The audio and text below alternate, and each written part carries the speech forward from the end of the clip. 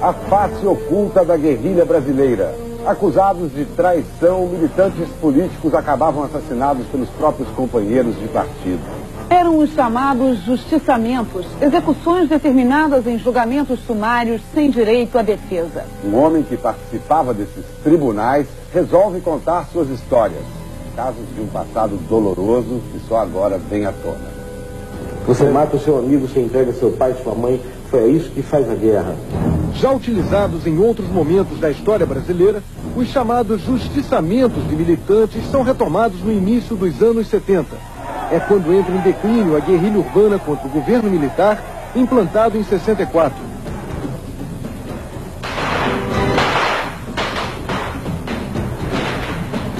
O assassinato do ex-militante comunista Salatiel Teixeira Rolim, o chinês, foi provavelmente a última ação de justiçamento promovida por grupos guerrilheiros que atuaram no Brasil nas décadas de 60 e 70.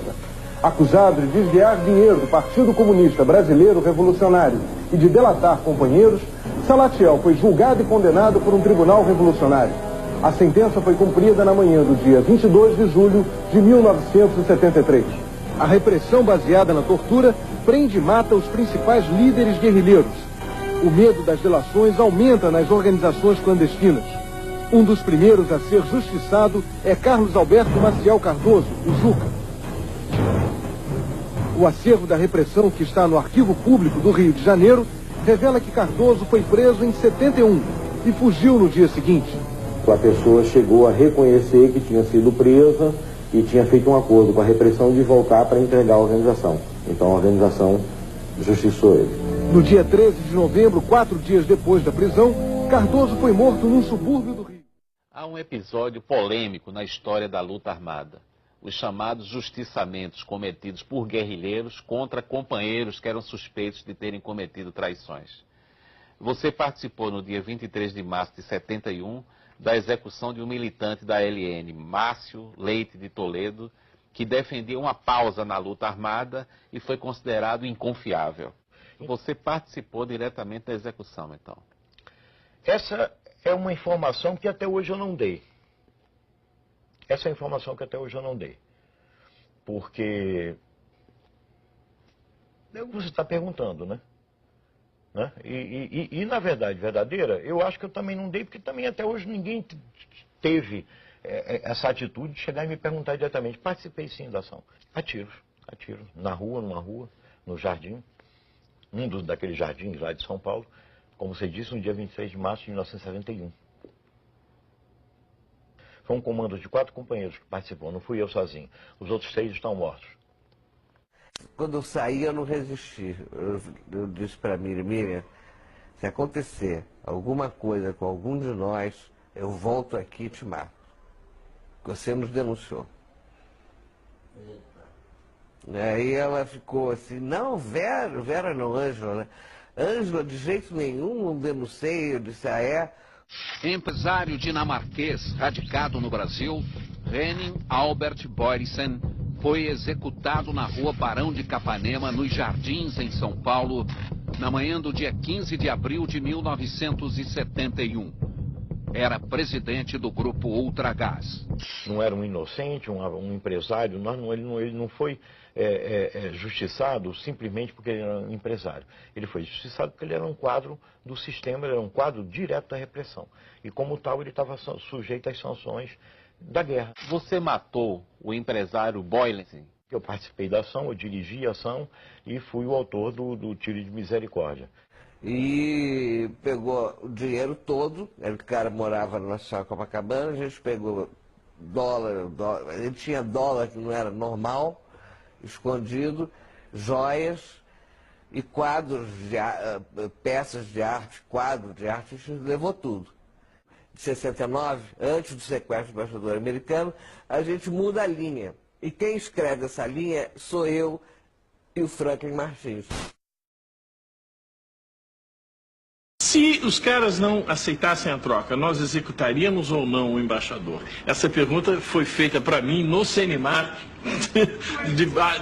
no intervalo de 2 sessões de porrada. Famosa pergunta babaca. Eu não tenho dúvida nenhuma. A decisão era de executar. Você pode chegar e dizer, podia na hora o cara tremer, bom, mas a decisão era de executar. Isso eu não tenho nenhuma dúvida. Quem vai financiar a nossa atuação é o capital financeiro. Nós vamos ao banco e não tiramos o dinheiro do correntista, estamos tirando o dinheiro do banco, do dono do banco, né? Ou seja, do capital financeiro. E sempre foi assim.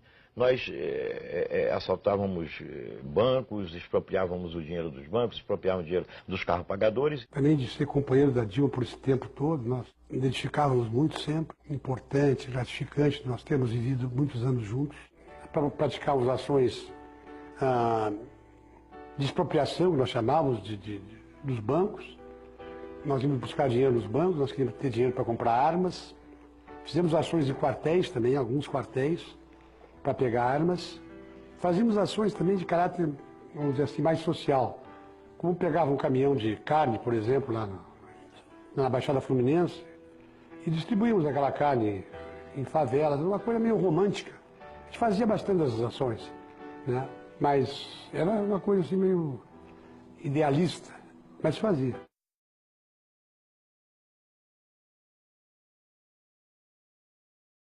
Eu estava lutando contra uma ditadura militar, mas se você examinar o programa político que nos movia naquele momento, era voltado para uma ditadura do proletariado. Então você não pode voltar atrás, corrigir o seu passado e dizer, olha, naquele momento eu estava lutando pela democracia. Havia muita gente lutando pela democracia no Brasil, mas não especificamente os grupos armados que tinham como programa esse processo de chegada a uma ditadura do proletariado. É a primeira grande visão do passado. Aí já um movimento não mais estudantil, um movimento social de tomada do poder, é isso que nós queríamos, e transformação daquilo em socialismo, e que nós não éramos exatamente contra a ditadura, nós éramos contra a ditadura militar burguesa, mas nós éramos a favor da ditadura do proletariado. Isso ninguém diz, mas tem que dizer, faz parte da nossa história. Aquela casa era do Offset. O Gabeira tinha entrado na organização há pouco tempo, há uns 6 ou 7 meses. Ele era responsável pelo jornal Resistência, que era um jornal que nós tínhamos que era muito bonzinho. Pelo menos a gente queria fazer jornal, entendeu? Não era só luta armada. E ali tinha Offset. E também tinha a Kombi verde, que nós usamos no sequestro, que foi a maior bandeira para o vizinho reconhecer a casa, né? Foi a Kombi verde de um outro jornalista. Era o seguinte, nós temos que fazer uma ação que rompa a censura da imprensa. Uma ação de propaganda armada que mobilize o povo, mostrar que é viável tomar em armas, desmoralizar um governo, era o triunvirato. Desde o início eu fui separado pelo Marighella para ser um quadro militar. Então minha tarefa sempre foi essa. Aí fui me aprimorando, depois o Marighella morre em 4 de novembro de 69. A minha tarefa na coordenação nacional era comandante militar da LN. Eu era quem montava e organizava o trabalho militar da LN no Brasil inteiro, né? O treinamento foi na Floresta da Tijuca, o João Lopes Salgado, que é ex-militar, treinou todo mundo, pegou umas balas de INA, era a metralhadora que a gente usava, do Exército. A gente roubava nas guaritas, aqui no Leblon, entendeu? Era assim. Um tribunal revolucionário da Ação Libertadora Nacional, do qual eu fiz parte, né?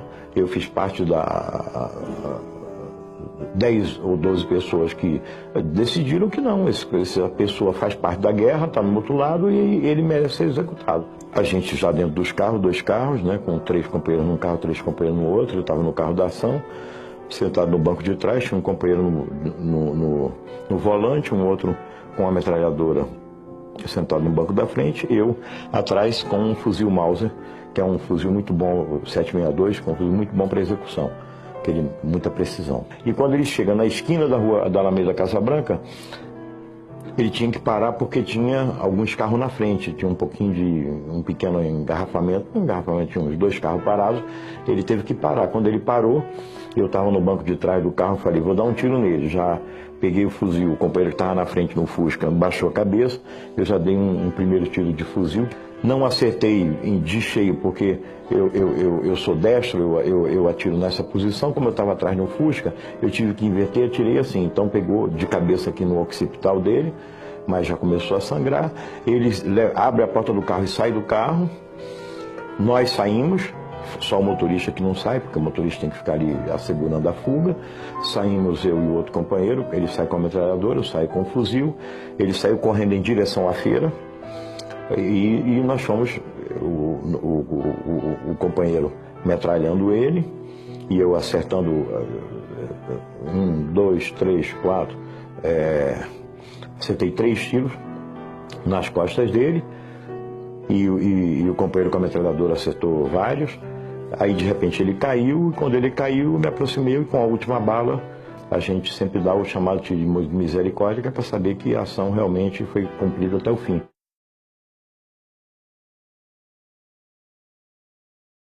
Passar horas acessando blogs de esquerda e nos comprazendo com o que lemos, satisfazendo-nos e sentindo-nos vingados dos fascistas. Dissemos tudo 1, 2, 1000 vezes. O que então estamos esperando para cruzar o rio, para jogar a cartada decisiva de nossas vidas? Convençam-se. Não há mais espaço para a conversa e para os bons modos.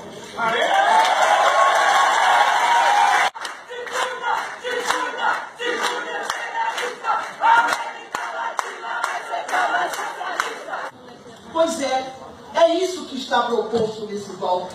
Quem sabe faz a hora e faz a luta. A gente sabe disso, que sem derramamento de sangue não haverá redenção. Com a luta... Nós estamos dispostos a oferecer a você o seguinte: um bom paredão, onde vamos colocá-lo na frente de uma boa espingarda, com uma boa bala, e vamos oferecer, depois de uma boa pá, uma boa cova, né? Com a direita e o conservadorismo, nenhum diálogo, luta.